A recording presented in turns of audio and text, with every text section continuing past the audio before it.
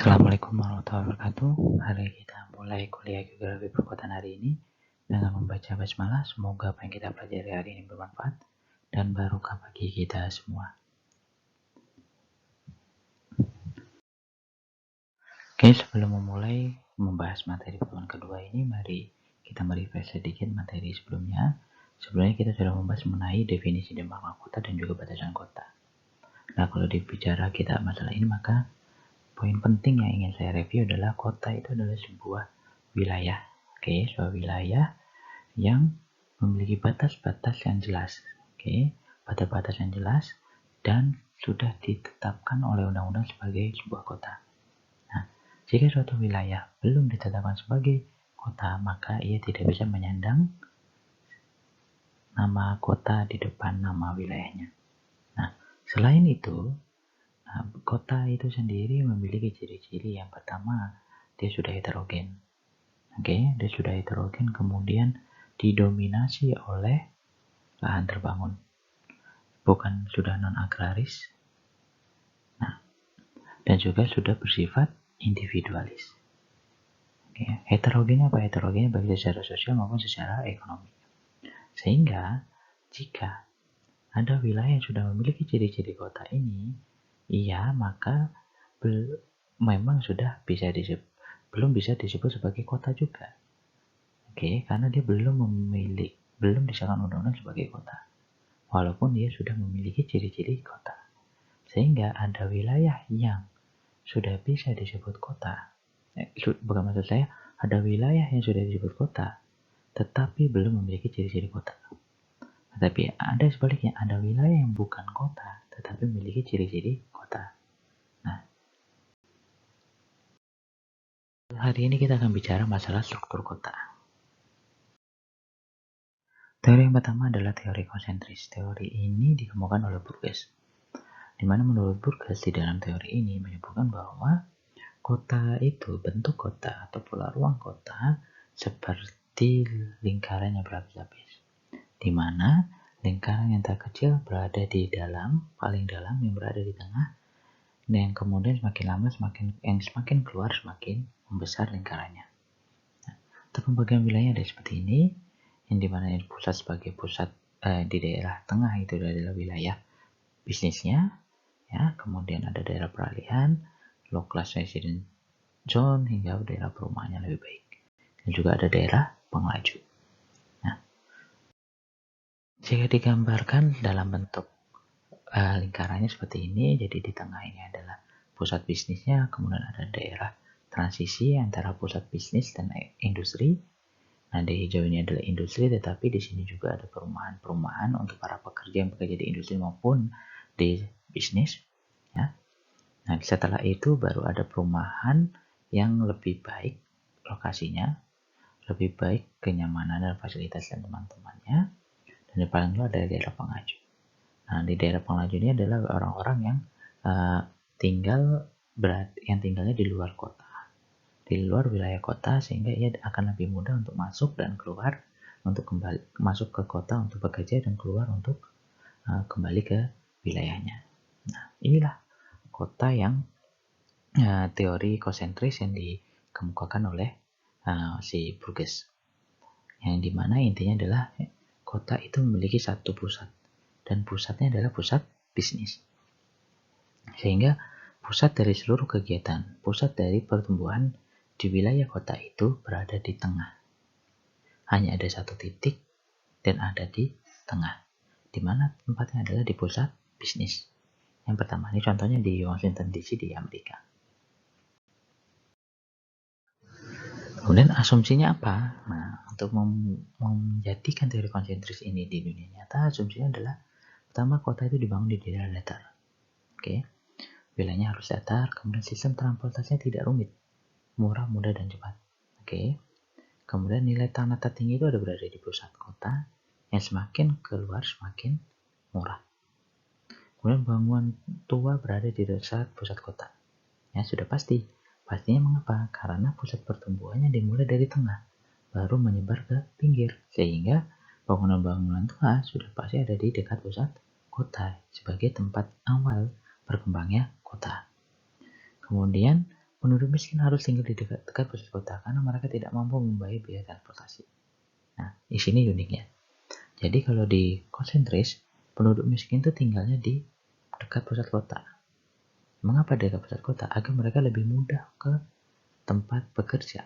Sehingga mereka lebih mudah ke tempat mereka bekerja. Mereka tidak perlu lagi mengeluarkan uang untuk transportasi.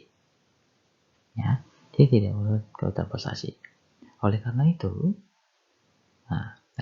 maka tadi kita lihat di zona transisi dan di zona industri, perumahan kelas rendah itu adalah tempat tinggal para penduduk miskin. Ya. Nah, di sini kita jangan kemudian berpikir bahwa penduduk miskin kemudian akan mengakibatkan kekumuhan. Tidak. Ketika kota yang sudah dibangun menggunakan teori konsentris ini, berarti sudah memahami bahwa penduduk miskin akan berada tinggal di tengah kota, dekat kota, pusat kota.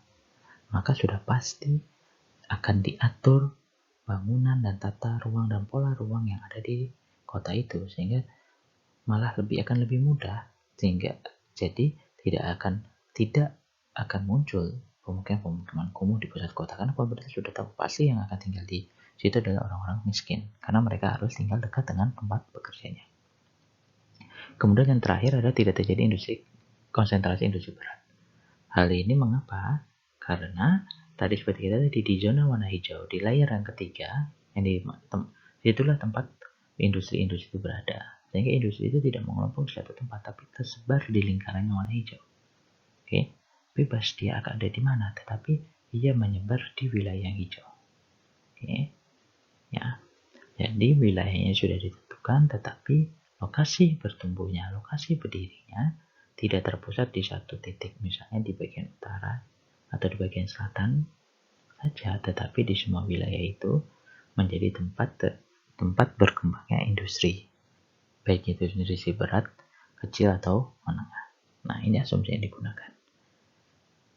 Oke, ini teori pertama, teori konsentris. Teori yang kedua adalah teori sektoral. Ini dikemukakan oleh Homer Hoyt tahun 1939, yang dimana ia sudah melakukan studi di 140 kota di Amerika Serikat. Nah, teori ini berkembang untuk menentang teori konsentris. Kalau di teori konsentris, kota itu memiliki satu pusat, dan pusatnya ada di tengah-tengah wilayah kota. Nah, menurut Hoyt, bahwa tidak semua kota atau tidak semua kegiatan-kegiatan yang ada di kota itu menggunakan teori konsentris. Jadi tidak semuanya terpusat di satu tempat, bahwa titik suatu kegiatan itu ada di tengah-tengah kota. Nah, tetapi menurut Homer Hoyt ini, pusatnya itu tersebar di seluruh wilayah yang ada di kota. Nah, selain itu di sini juga bahwa daerah dengan harga yang mahal pada umumnya terletak di luar kota, sedangkan harga yang lebih biasanya merupakan jalur-jalur yang bentuknya memangnya dari pusat kota menuju daerah perbatasan. Jadi harga yang paling mahal itu terletak di luar kota, sedangkan harga tanah yang lebih murah biasanya merupakan jalur-jalur yang bentuknya memanjang dari pusat kota.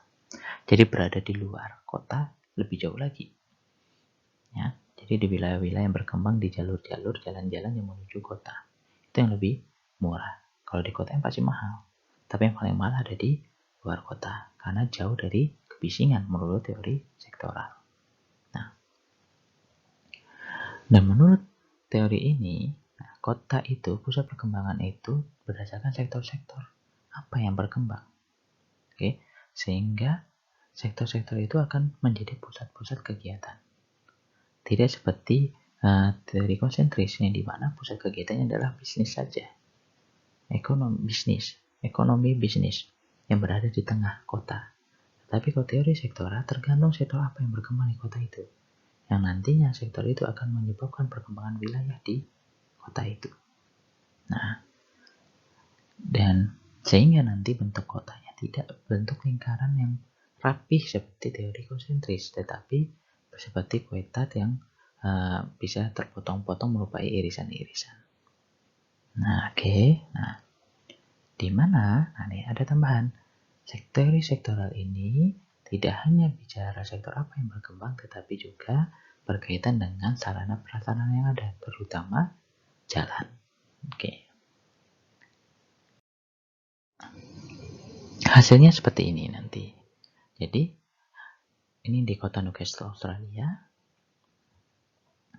Wilayah-wilayah ini adalah zona-zona perkembangan wilayah. Oke, di pusat nomor 1 ini bisa saja sentral bisnis. Tetapi wilayah yang berkembang di sekitarnya tidak mengikuti lingkaran-lingkaran yang ada yang seperti teori konsentris. Tetapi wilayah-wilayah ini berkembang, berdasarkan apa yang muncul di sana, apa yang bisa berkembang di sana, dan jalan yang berkembang di sana di kota itu. Contohnya seperti ini. Nomor 2 ini adalah zona growth dan manufaktur. Ya, berkembang seperti ini dapat diasumsikan wilayah ini terkonsentrasi kegiatan growth dan manufaktur karena ada jalan utama yang menuju pusat kota, ke pusat yang berhubungan dengan pusat penjualan dan juga pusat bahan bakunya. Nomor 5 nih, pemukiman kelas atas. Dia berada di tengah. Berarti ini adalah jalur eksklusif. Nah, ini adalah salah satu contohnya. Bentuknya tidak rapi seperti teori konsentris. Atau seperti ini. Nah, kalau tadi bentuknya ini seperti ini. Kalau tadi bentuknya seperti kue tart, masih ada bentuk-bentuk negaranya. Nah, kota itu juga bisa berkembang seperti ini. Jadi pusat-pusat kegiatannya itu tergantung dengan jenis kegiatannya. Kayak sini ada manufaktur berat, daerah pemukiman, industri, pemukiman kelas rendah, grosir, manufaktur, ada CBD. Yang dimana kelekaraannya berbeda-beda. Bahkan ada yang terpisah nih. Industri suburban, ada pemukiman suburban. Terpisah. Atau seperti ini nomor 6, daerah manufaktur berat. Bentuknya kota. Nah, kota ini berkembang seperti itu. Kota itu akan berkembang terpusat-pusat berdasarkan jenis kegiatan yang berkembang. Nah, jenis-jenis kegiatan ini tidak hanya kegiatan-kegiatan yang berupa yang dituliskan seperti ini, bisa berubah berbeda-beda. Contohnya kayak di Indonesia, kota Solo dan kota Jogja misalnya saya contoh. Kota Solo perkembangan pusatnya itu tidak terpusat di tengahnya. Tidak pusat bisnisnya atau keratonnya, tetapi sekarang sudah berbeda-beda. Ada yang berkembangnya karena ada stasiun Solo Balapan, ada yang berkembangkan adanya terminal, berkembangkan adanya UMS, berkembangkan ada kampus-kampus yang lain, atau berkembangkan adanya UNS, atau industri-industri lain, atau industri-industri batik yang ada di Solo. Jadi perkembangannya tidak terpusat dari tengah kemudian berkembang ke sekitar. Terpusat tidak, tetapi perkembangannya tergantung jenis kegiatan apa yang muncul dan timbul di situ. Yang dimana kegiatan itu timbul, bisa bergerak, bisa berkembang karena adanya sarana prasarana yang mendukung, salah satunya jalan. Kayak di Jogja. Ketika kalian datang ke Jogja, ketika ditanya mana pusat kota Jogja, wilayah mana yang menjadi pusat kegiatan, sulit menyebutkannya. Karena banyak sekali pusat-pusat kegiatan di Jogja.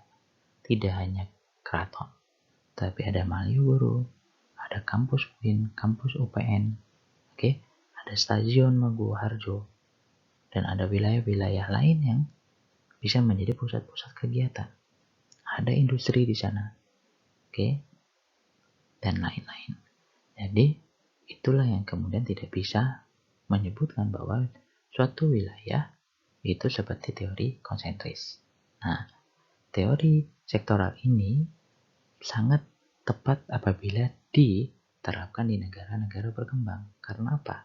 Karena negara-negara berkembang, kota-kotanya dibentuk secara tidak alami. Secara alami maksud saya, secara alami. Jadi berkembang karena apa yang muncul di situ. Sedangkan ke negara-negara maju itu mereka tidak membentuk kota itu asal-asalan, tetapi memang sudah direncanakan. Sehingga teori konsentris itu bisa terjadi. Tapi kalau di Indonesia sangat sulit. Kecuali nanti kalau ibu kota kita jadi pindah, itu bisa saja teori konsentris itu diterapkan. Karena kotanya dibuat dari nol. Yang awalnya tidak ada kota, dibangun menjadi sebuah kota. Nah, jadi kalau kalian jalan-jalan ke kota-kota Indonesia akan tidak sulit menentukan kadang pusat kotanya di mana. Pusat kota kadang cuma simbol. Tetapi apakah pusat kegiatannya ada di situ? Apakah pusat misalnya kuliner ada di situ? pusat belanjanya di situ, tidak. Pasti pusat-pusat itu tersebar di seluruh kota. Itulah ciri dari negara-negara berkembang yang kotanya terbentuk secara alami. Teori selanjutnya adalah teori konseptual. Teori ini menggabungkan antara teori konsentris dan teori sektoral. Nah, teori konseptual ini dibagi dua nanti. Yang pertama ada tipe Eropa. Kalau tipe Eropa ini teori konsentrisnya lebih ditonjolkan. Jadi bentuknya seperti konsentris, tapi perkembangan wilayahnya berdasarkan sektor-sektor tertentu. Bentuknya seperti konsentris mengapa? Karena dia ketika didelineasi, ketika di pusat dikelompokkan, maka wilayahnya itu seperti konsentris, karena seperti lingkaran-lingkaran. Tetapi jika dilihat di dalamnya, mana yang menjadi pusat kegiatannya tersebar hampir secara merata ke seluruh wilayah yang ada di kota itu. Oke, ini yang pertama, teori konseptual. Dengan untuk yang Amerika Latin kebalikannya, di mana ini teori teori sektoral yang menjadi pusatnya, menjadi intinya, tetapi konsentris yang melengkapi. Jadi dia seperti sektoral, dia berkembang secara sektoral yang akhirnya terlihat seperti konsentris, sama seperti konseptual yang tipe Eropa. Tetapi dari awal kalau yang Eropa itu bentuk awalnya sudah seperti konsentris. Tetapi kalau yang tipe Amerika Latin ini dia sektoral, berkembang secara sektoral, kemudian membentuk konseptual. Oke. Ini teori-teorinya ada 3. Teori sektoral, teori konsentris, sektoral, dan teori konseptual. Oke. Jadi silakan kalian lihat di wilayah kalian mana yang tipe mana yang cocok dan mengapa tipe itu yang cocok di wilayah kalian. Oke, itu bisa kalian tanyakan bisa kalian diskusikan di dalam diskusi hari ini. Selanjutnya kita bicara bentuk kota. Nah ini bentuk ini kita bicara bentuknya. Kalau tadi strukturnya. Nah, bentuk ini merupakan gambaran dari kawasan terbangun. Oke, jadi yang membedakan struktur dan bentuk adalah kalau bentuk hanya melihat kawasan terbangunnya saja. Oke, jadi kalian punya batas administrasi kota, ya, batas administrasi kota, kalian melihat mana saja lahan terbangun yang ada di kota. Kalian delineasi, kemudian kalian lihat bentuknya seperti apa. Oke, itulah bentuk kota. Hanya melihat kawasan terbangun. Tapi kalau struktur kota yang membentuk kota, dia melihat kota itu secara keseluruhan, pola ruangnya seperti apa. Nah, dari pola ruang itu kemudian melihat pola apa yang terbentuk di dalam kota itu. Maka akan menunjukkan struktur apa ya. Konsentris kah, sektoral kah, atau konsektoral kah, dan seterusnya. Oke, jadi kalau ditanya bagaimana cara mendapatkan bentuk kota? Bentuk kota didapatkan dari hasil delineasi lahan terbangun yang ada di kota. Oke, hanya lahan terbangun. Ada 8 di sini. Ada linear, grid, cabang, range, square, dan seterusnya. Nah, di sini saya akan menjelaskan konsep-konsepnya saja di dalam bentuk kota. Pertama, berbentuk garis linear. Nah, kalau linear ini adalah kota yang berkembang mengikuti topografi alami. Oke, topografi alami. Yang dimana ia mengikuti jalur transportasi. Baik, boleh bisa jalan, bisa sungai. Tetapi ia tidak bisa berkembang melebar ke kanan atau ke kiri karena ia terdapat faktor alami yang mengakibatkan kotanya bentuknya hanya seperti ini, tidak bisa lebih dari ini. Oke, jadi ia kotanya hanya mengikuti karena apa? Karena bisa jadi di sini ada pegunungan, bisa di sini ada tebing yang mengakibatkan kota ini hanya berkembang di sini, atau di sini sudah ada wilayah lain yang kemudian wilayah itu menghambat wilayah ini sehingga tidak bisa berkembang lebih jauh. Itu yang pertama, bentuknya linear, mengikuti pola transportasi. Yang kedua, bentuknya grid. Nah, kalau bentuknya grid ini, ciri utamanya adalah kota itu memiliki jalur masuk dan jalur keluar. Oke, hanya 2 jalur masuk dan 2 jalur keluar utama yang menuju pusat kota. Ya, contohnya kalau Solo ke kota Solo, yang di sini yang arah Semarang, Jogja, yang ini menuju wilayah timur Jawa. Oke, nah ini jalurnya seperti ini, dan kemudian di dalamnya jalurnya menjadi rumit, bentuknya kotak-kotak. Oke, nah ini dapat dari mana? Didapatkan dari hasil digitasi deliniasi lahan terbangun yang ada di kota Surakarta. Ketika kalian mendirikan ternyata bentuknya seperti ini, ya, bahwa ada 2 jalur utama. Nah, apakah ini bisa berkembang? Sudah pasti bisa berkembang. Ketika kota Surakarta timbul jalur-jalur lain yang bisa membuat bentuk kotanya keluar masuk kotanya menjadi lebih banyak, maka ia akan berkembang menuju bentuk-bentuk yang lain. Kalau bentuk cabang ini sama seperti linear, tetapi kalau linear hanya terfokus di jalur utama saja, satu jalur, tapi kalau cabang ia akan berkembang ke kanan atau ke kiri jalan tersebut. Oke, jadi kalau cabang ini biasanya ada di jalur-jalur pantura, yang dimana kotanya berkembang di jalur panturanya, ya, tetapi kemudian tidak hanya di jalur utama, tetapi di jalur-jalur lain yang menjadi pusat percabangan dari jalur pantura. Oke, ini cabang. Ring dia melingkar, yang dimana dia melingkari sesuatu hal bentuk.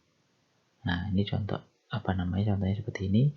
Apa yang ada di tengahnya? Tengah itu bisa sesuatu yang seperti ruang terbuka hijau misalnya, atau ada bukit, ada gunung, dan lain-lain. Contohnya ini ada di kota Magelang, yang kita bisa dibilang kotanya melingkupi daerah Gunung Tidar yang ada di kota Magelang.